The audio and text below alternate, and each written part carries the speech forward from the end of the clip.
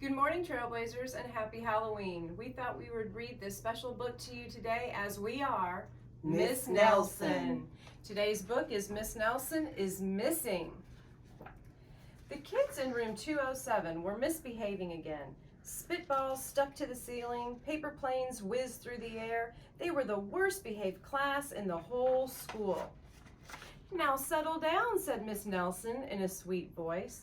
But the class would not settle down. They whispered and giggled, they squirmed and made faces.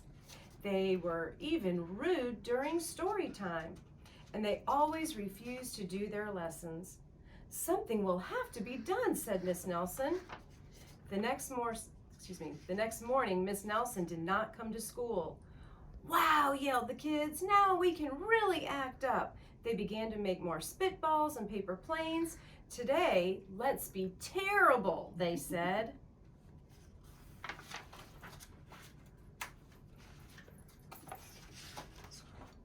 "Not so fast," hissed an unpleasant voice. A woman in an ugly black dress stood before them.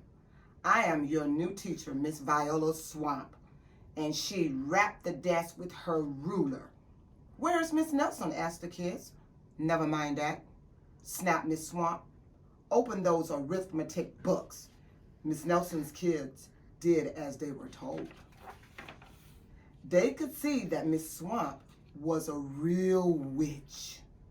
She meant business. Right away, she put them to work, and she loaded them down with homework. "We'll have no story hour today," said Miss Swamp. "Keep your mouths shut," said Miss Swamp. "Sit perfectly still," said Miss Swamp. "And if you misbehave, you'll be sorry," said Miss Swamp. The kids in room 207 had never worked so hard.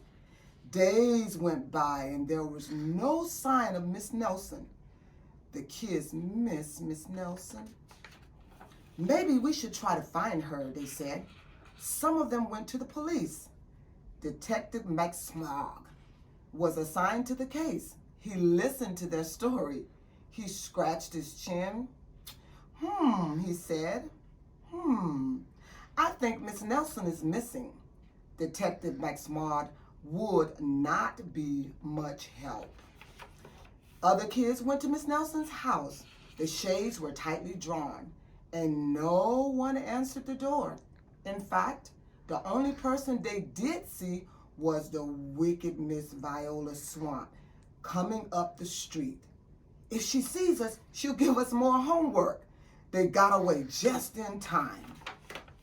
"Maybe something terrible happened to Miss Nelson. Maybe she was gobbled up by a shark," said one of the kids. But that didn't seem likely. "Maybe Miss Nelson went to Mars," said another kid. But that didn't seem likely either.